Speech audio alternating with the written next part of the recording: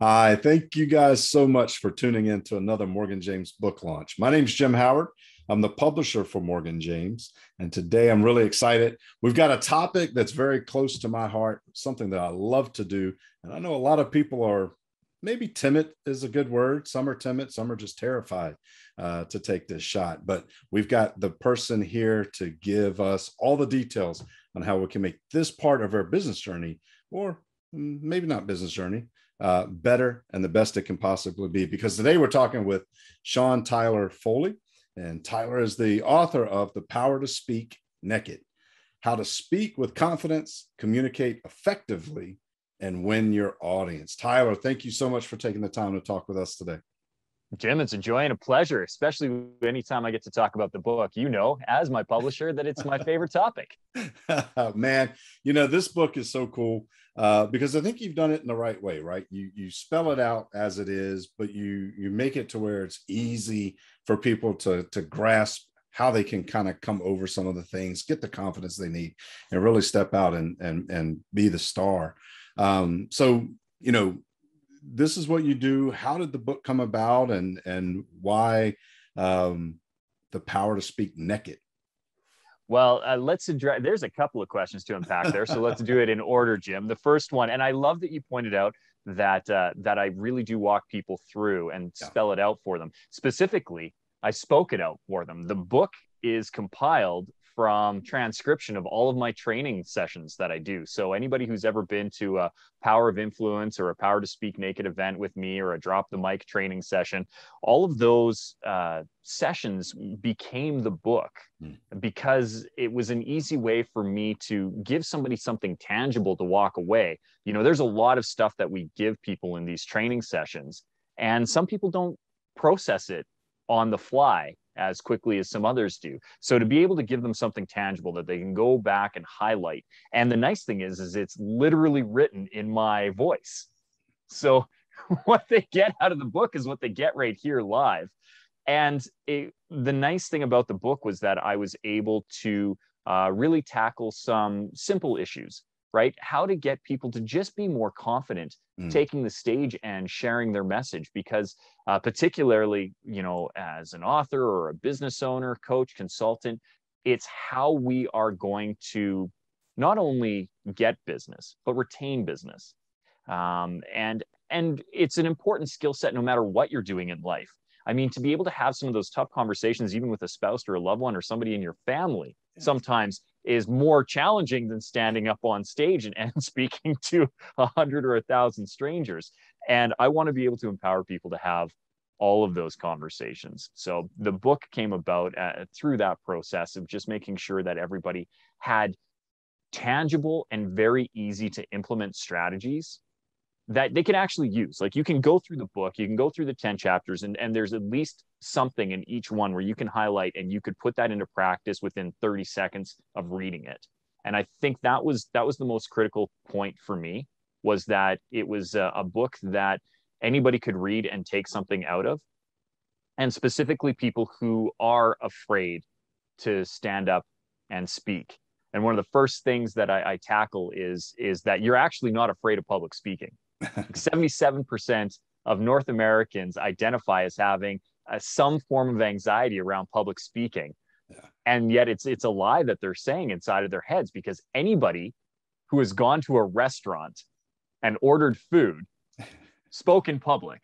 If you didn't know your waitstaff, you also spoke to a stranger, and you asked for what you wanted and you got it. So this myth that I'm afraid of public speaking, or that I'm afraid to speak to strangers or in front of strangers, or I'm afraid to ask for what I want, is completely and totally null and void if you have ever been to a restaurant and were able to order food that came to your table.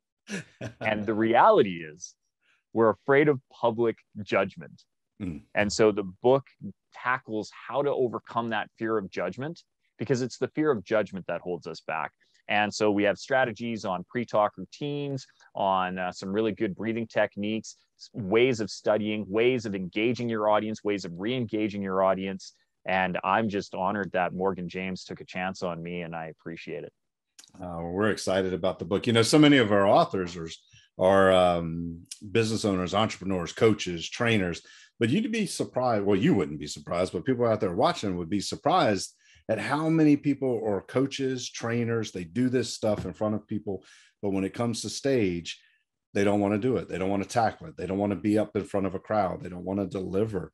So where does that come from? You know, like you said, it's not really, it's more of a myth because we go talk in public all the time, but where does stage fright come from? So stage fright, and again, that fear of public speaking, not a thing. Nothing. Fear of public judgment is real. And that fear of public judgment is what causes stage fright. So in order to tackle stage fright, we need to tackle that fear of public judgment. And I distinctly remember, I'm lucky. I've been on stage and television since I was 6 years old. So I've been on theater for over 35 years now, on stage and performing. Mm. And I clearly and distinctly remember the first time that I got stage fright when I was 14. And at that point, I've been performing now for 8 years and was comfortable on stage, and you could just give me stuff and I would do it. And I was asked to deliver a poem at a Remembrance Day or a Veterans Day ceremony. And they wheeled this veteran man in a wheelchair to the front row. And he looked grizzled. Mm-hmm. Like he looked like he had seen some things. And I don't know if he was a World War I or a World War II vet. But he was very highly decorated. He had a lot of medals on, like full regalia when they brought him in. And he looked like if you had fed Clint Eastwood a lemon and then kicked him in the shins. He was mean looking. And he had these blue eyes that made him, few people will get this reference, but he looked like a White Walker. Yeah. Like his eyes glowed blue. They were steely and icy. And I remember he had this cane put across the wheelchair, and he leaned in on it like this. And he looked at me like, "What are you going to do, kid?" And in that moment, in my head, I started thinking, how can I give this poem to this man who's actually seen the things that I'm going to be talking about? And I haven't been outside of my hometown. You know what I mean? Like, who am I as a 14-year-old to talk to this man who has been overseas, who's likely lost friends, who could have possibly stood in Flanders Field among the crosses row on row, like he's actually been there. And I let this sense of judgment overwhelm me. And in that moment, I lost everything. This is a poem that I'd been delivering, had memorized for over 4 years. And do you think I could remember a single word? Not one. My principal or vice principal had to come up and kind of shuffle me to the side. Somebody ended up getting me a copy of it so that I could come back and read it. But I was mortified in that moment. And it wasn't until much later that once I became not only a very seasoned professional actor, but now a seasoned speaker, that I was able to look back on it and figure out that the reason I experienced that stage fright was because of this fear of judgment, that I was projecting my own insecurities and my own thought patterns onto this man who very likely wasn't thinking any of the things that I thought he was thinking. He probably leaned into that cane going, I hope this was worth missing Jello for. Like he wasn't thinking the things that I was saying. And even if he was, it was irrelevant because there were so many other people in the audience who were just there to hear, the presentations and pay respect to the veterans who had sacrificed themselves for a better cause. And it had nothing to do with me. And so I got some great lessons in that. First of all, that the audience is on your side. Like they want you to succeed. Yeah. You are the expert. Nobody asks second best to come and present. They want the best. And I was the best, or they wouldn't have asked me. So anytime you are asked to do this thing, you are the expert, the audience is on your side, and there isn't a need for this judgment because you are projecting a false reality upon your audience that in reality wants you to succeed. And it's taking that power back. Instead of giving your power away, taking your power back. And that's what we explore in the book, is how can you embrace your authority, tell a compelling story, be engaged with your audience, and get your audience engaged with you, which is critical to a presentation, by the way. They've done a study, a few of them, that show that if you just have a monologue where you go up and you just blah, verbal diarrhea all over your audience, their engagement is about 72%, which I still think is incredibly high. Yeah. Like, that's almost 3 out of 4.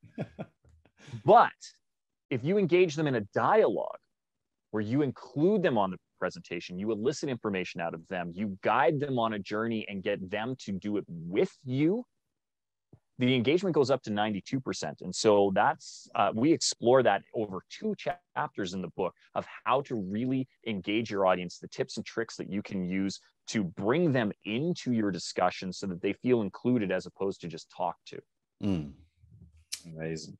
And everyone out here watching, you guys are authors. You're on a publisher's book launch series. So you guys have books. Every author needs to understand that you're going to have to talk to people, right? Even if it's in a format like we're doing today in an interview, or if you're doing a podcast, or if you're doing video, it's all display. It's all delivering a message verbally, sometimes visually if you're on camera.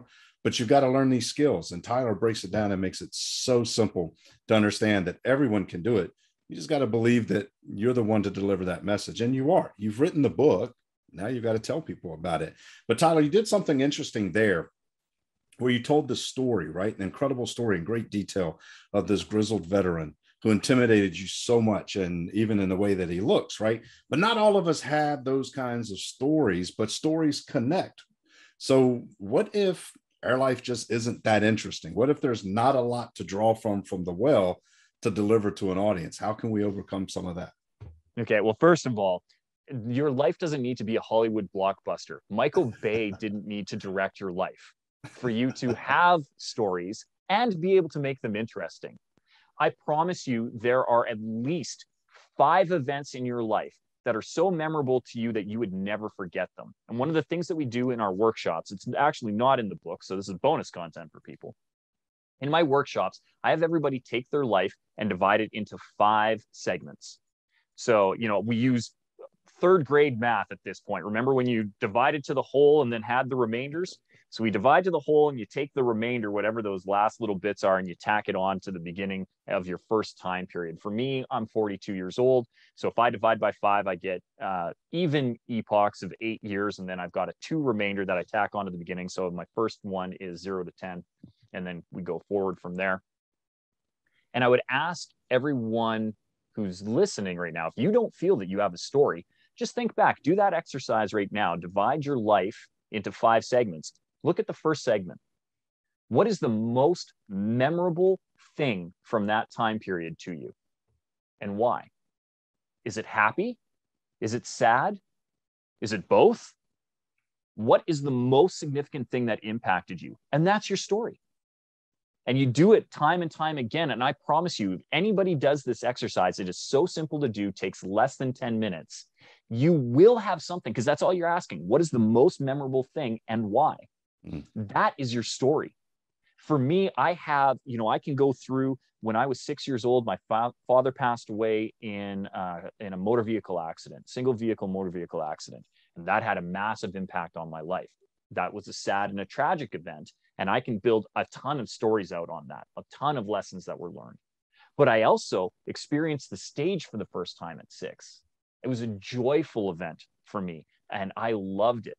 I go into my next time period, I can tell the story about the first time I had stage fright. That happened in that second time period. I can also talk about my face being paralyzed. My left side of my body was paralyzed for a year at 17. I woke up New Year's Day, and it changed the trajectory of my life instantaneously. I can think of the first time I was cast as a recurring role in a TV series.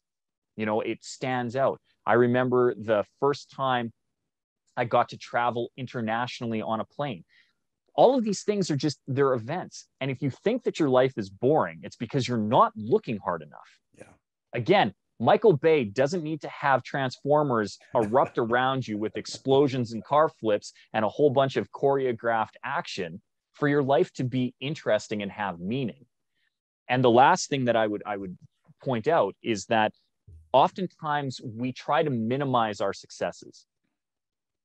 And we try to minimize these events as, oh, well, it's not as important as somebody else, but you never know who needs to hear that message from you. And so one of the reasons why I wrote the book, and what I really hope people can pull from it, is that the thing you're afraid to say is probably the thing your audience needs to hear. Mm. And that if you can have the courage to say that thing that you're probably coveting within your heart, you have no idea the impact that could have. And it may not be on a global scale. It may just be on one other person who needs to hear that message, but you never know who needs to hear it until you say it. So I would encourage everybody to find the strength and the courage within themselves to expose themselves to that raw, naked truth, and to speak with the power to speak naked. So the power to speak naked, the book offers education, inspiration, and empowerment. And Tyler, you've done that today, just in this little bit of time that we've had together. So I know everyone who gets a copy of this book is going to be overwhelmed with all the information and insight that you can offer them, and even beyond that. So I know also that there are people watching today that are going to want more. They're going to want to find out more. They want to connect with you in some way. What's the best way for someone who's watching us to find out more about what you're doing? Simplest way to find me is through my website, SeanTylerFoley.com. Sean is spelled the proper Irish way, like Connery, SeanTylerFoley.com. SeanTylerFoley.com. I have all my socials there. Free downloads for people who want to pick up some tips and tricks on being a better speaker. And all of my events are on there, all my media appearances. Anybody who wants to listen to any of the podcasts I've been a guest on, any of the news appearances, everything is digested on that website. So we've got a little bit for everyone.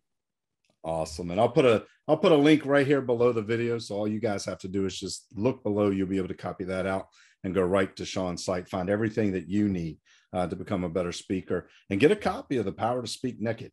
This book is available everywhere books are sold. And I promise you, this is a skill set that you need to acquire. You need not just to acquire, but you need to apply it. Even if you don't think you can, everything that Tyler said today, spot on. And it's what's helped me. It's what's helped David as we started forming Morgan James. The only way we could get the word out about this burgeoning small publishing company that was poised to take over the world was to get out on stages and speak to people and let them know that we existed. And that's what you're going to have to do with your message. And Tyler's got the perfect resource. So I hope every one of you take advantage of getting a copy of this book, at minimum, applying what you learn, but more importantly, connect with Tyler outside of the book. See what he's got going on. I know everything that he has is a resource that can push you forward. So Tyler, thank you so much for putting the book together. That's not a small feat. And then, coming on today to share with our audience and giving so much information and insight, whether they buy the book or not, what you deliver today is going to help them. Well, it was my joy, Jim, and hopefully I was able to serve. Outstanding. Well, everyone watching, grab a copy of The Power to Speak Naked. You won't regret it. And we hope to see you on our next one. So until then, take care, everyone.